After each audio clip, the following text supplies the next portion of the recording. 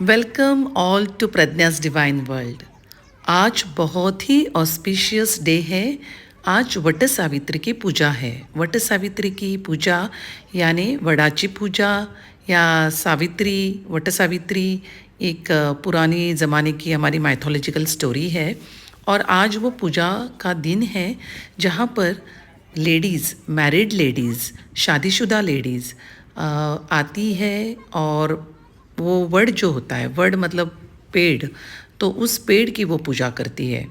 और स्टोरी तो बहुत इंटरेस्टिंग है, वो तो मैं हालांकि आपको बताऊंगी, लेकिन ये पूजा भी इतनी होलिस्टिक, इतनी डिवाइन, इतनी सिंपल, साथ ही सरल है कि हर एक शादीशुदा लेडी, हर एक मैरिड लेडी अपने खुद के सौभाग्य के लिए, अपने प्रॉस्परस लाइफ के लिए, अपने पति की दीर्घायु के लिए, उसको आयुष्मान करने के लिए, अपने बच्चों के लिए बहुत आसानी से और सरलता से कर सकती है।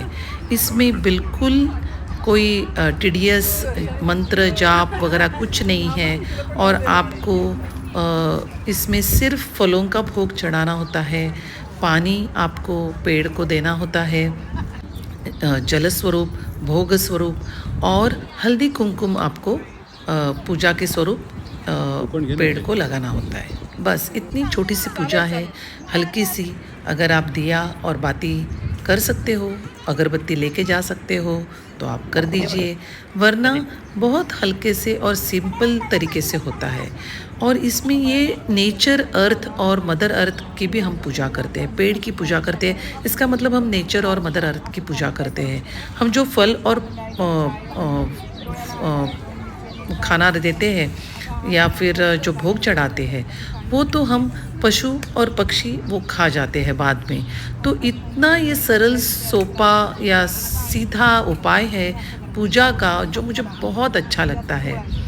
और गांव की स्त्री हो या शहर की हो, कोई भी आसानी से कर सकता है। मैं तो इंडिया से बाहर रहती हूँ, लेकिन मेरी इतनी सारी फ्रेंड्स हैं और यहाँ पर ये सुविधा उपलब्ध है, इसलिए हम सारे जन जाके इस वड की पूजा कर सकते हैं। और आज तो टेम्परेचर 45 डिग्री से भी ऊपर है, फिर भी हम जाके ये कर रहे हैं। दोपहर के 12 बजे है एक्चुअली, और इतनी धूप में भी इतनी ठंडी छाँव इस पेड़ की वजह से आ रही है, तो हम आराम से बैठ के इस अच्छे से ये पूजा संपन्न कर सकते हैं।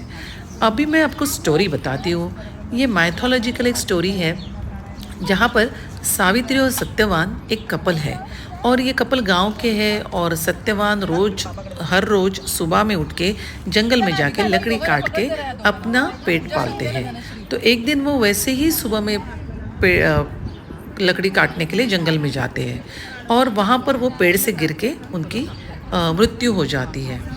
ये बहुत देर से घर पे पति नहीं आए ये देखने के लिए सावित्री आ जाती है, और उसे वो पता चल जाता है, तो वो बहुत विलाप करने लगती है। और फिर यम आ जाते हैं। माइथोलॉजिकल स्टोरी में हमारे यहाँ पर यमदूत आते हैं या यम आते हैं जो प्राण लेके जाते हैं। तो वो जब आते हैं तब सावित्री कुछ समझ नहीं पाती कि अभी करना क्या है।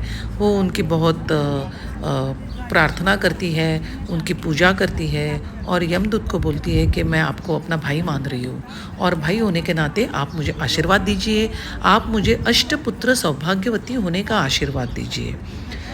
भाई का यम जो हमारे गॉड है, उनका भी दिल एकदम भर आता है। वो अपनी बहन को बिल्कुल प्यार से सौभाग्यवती होने का, अष्टपुत्र सौभाग्यवती होने का आशीर्वाद देते हैं।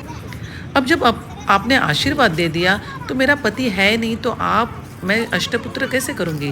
क्योंकि उस ज़माने में जब आपको आशीर्वाद मिलता है तो आशीर्वाद संपन्न होना ही चाहिए, और वो होने के लिए फिर वो पति का होना ज़रूरी है।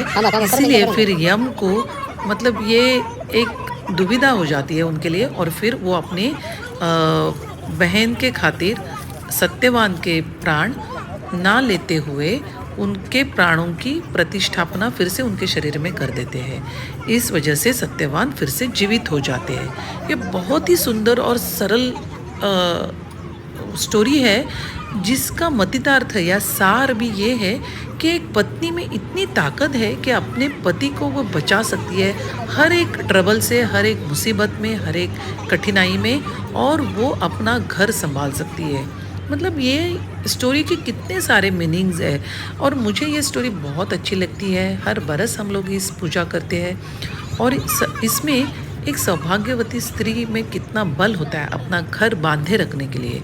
वो अपने घर का, अपने पति का, अपने बच्चों का, अपने सब उसका जो पूरा मतलब हम आजकल कहते हैं कि she is a house maker और she is a home maker, लेकिन एक होम मेकर होने के लिए कितना मल्टी टैलेंटेड होना पड़ता है, ये सावित्री जी की स्टोरी से पता चलता है कि वो कितनी हिम्मत वाली है, कितने बड़े सिचुएशन में, डिफ़िकल्ट सिचुएशन में वो इस तरह से यमदूत से प्यार से वो आशीर्वाद पाके अपने पति को जीवित करती है। तो ये सारी स्टोरी का मीनिंग जो है मैंने आपको बता दिया, इसीलिए हम पूजा करते हैं, हमारी सारी फ्रेंड्स आती है और एक दूसरे को फिर बाद में सारी लेडीज़ गिफ्ट दे के या वाण दे के या फ्रूट दे के, हल्दी कुमकुम लगा के सबको शुभकामनाएँ शेयर करती है, सबके लिए अच्छा चिंती जिसे हम कहते हैं कि हल्दी कुमकुम करना। हल्दी कुमकुम करना मतलब दूसरी लेडी के लिए भी प्रॉस्परस होने के लिए, उसको सौभाग्यवान होने के लिए, उसकी घर में सारी बरकत अच्छे से होने के लिए उसको आशीर्वाद देना। तो इस तरह से ये जो पूरा माहौल बन जाता है, इतना सुंदर ऑस्पिशियस डिवाइन बन जाता है और ये पूजा बहुत ही सरल तरीके से होती है। इसलिए मेरा कहना है कि कोई भी लड़की जो शहर में हो, गांव में हो, कहीं पर भी हो, ज़रूर ये पूजा करें। और ये पूजा करने के लिए बहुत सारी विधि की ज़रूरत नहीं है। और मैं तो इंडिया से बाहर रहती हूँ, फिर भी हम लोग हमारी तरीके से हल्के फुल्के सोच से या तरीके से हम ये पूजा कर लेते हैं। तो मेरी सारी फ्रेंड्स जो यहाँ पर देख रही है, उन सबको मैं बहुत शुभकामनाएं देती हूँ इसी पूजा की। और सबके लिए मैं बहुत अच्छी तरह से भगवान से आशीर्वाद मांगती हूँ कि आप सब भी प्रसन्न रहे, बहुत ही आपका सौभाग्य बढ़ता रहे और आपके भी घर में हर एक चीज़, आपकी हर एक मनोकामना पूर्ण होती रहे। चलिए मिलते हैं अभी हमारे नेक्स्ट ब्लॉग में। अगर आपको ये मेरा ब्लॉग अच्छा लगा तो आप ज़रूर इसके लाइक कीजिए, शेयर कीजिए, कमेंट कीजिए और आपका प्यार इसी तरह से बनाए रखें। Bye, take care.